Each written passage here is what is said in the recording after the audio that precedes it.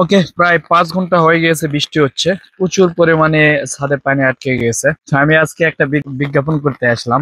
ওই যে আপনার অনেকে আমাদের এখানে নক করে বলে যে আপনাদের ব্যাগের মিডিল পয়েন্টে কোনো ছিদ্র আছে কিনা। আসলে আমাদের ব্যাগের মিডিল পয়েন্টে কোনো ছিদ্র করা থাকে না। তো দেখেন, ছিদ্র না করেও এক ফোঁটা পানি নাই। আপনি ছাদে পানি প্রচুর দেখতে পাবেন, কিন্তু এখানে কোনো বৃষ্টি নাই। আমরা এই কলমি শাকগুলো কিছুদিন আগে কাটছি, 2 দিন আগেই কাটছি। এই দেখেন আবার বাইর হয়েছে, নতুন করে কুশি বাইর হয়েছে।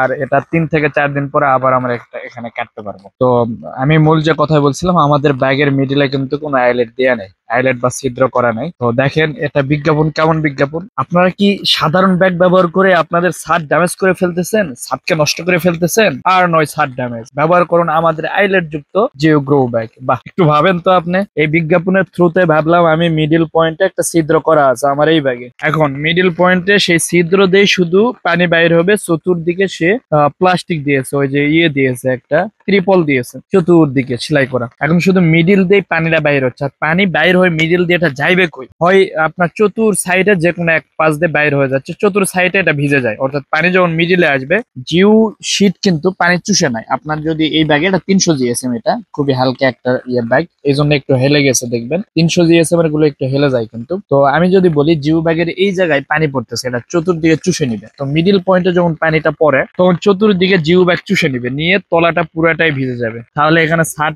ওয়াটার প্রুফ কেমন কি হচ্ছে আমার বুঝে আসতেছে না। তারা যে এই ভিডিওটি করতেছে এইভাবে মানুষকে আসলে বিভ্রান্তি করতেছে। আর যে সকল মানুষের একটু সামান্য পরিমাণও নলেজ রয়েছে, আমার মনে হয় না সে এই জিনিসটাকে অ্যাকসেপ্ট করবে। কারণ নর্মাল বিষয়, মিডল দিয়ে পানি পড়লে চতুর্দিকে অটোমেটিক পানি চুষে নিয়ে চতুর্দিকে ভিজে যাবে। এই জন্য আমরা অল টাইম বলি, আপনারা ছাদ যদি ওয়াটার প্রুফ না করা থাকে, যদি টাইলস না করা থাকে বা আপনার জলছাদ না করা থাকে, সেই ক্ষেত্রে আপনারা ওয়াটার প্রুফিং যে কেমিক্যালটা রয়েছে, এই কেমিক্যালটা ছাদে দিয়ে দেন তারপরে আপনার বেড গুলো দিতে পারেন। ইট দেওয়া তেমন একটা যুক্তিসঙ্গত আসে না। ইট দিলে নিচে অল টাইম সেচেতে থাকে, ভিতরে পোকামাকড় হয়। আমরা দেখেন এখানে প্রত্যেকটা ব্যাগ ইট ছাড়া রাখছি, ঠিক আছে, এবং কোথাও কোনো পানি আটকে নাই।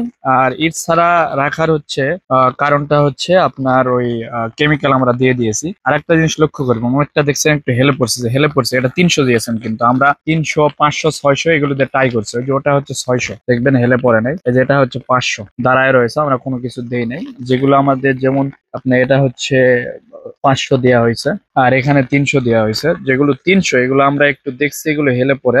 তো আগে থেকে আমরা বলছিলাম 500 আর 600 এগুলো ব্যবহার করলে হেলে পড়বে না। যেমন ওটা হচ্ছে ব্যাগটাই হচ্ছে 500, এখানে আমরা গাছ লাগাইনি, জাস্ট মাটি তৈরি করে রেখে দিয়েছি।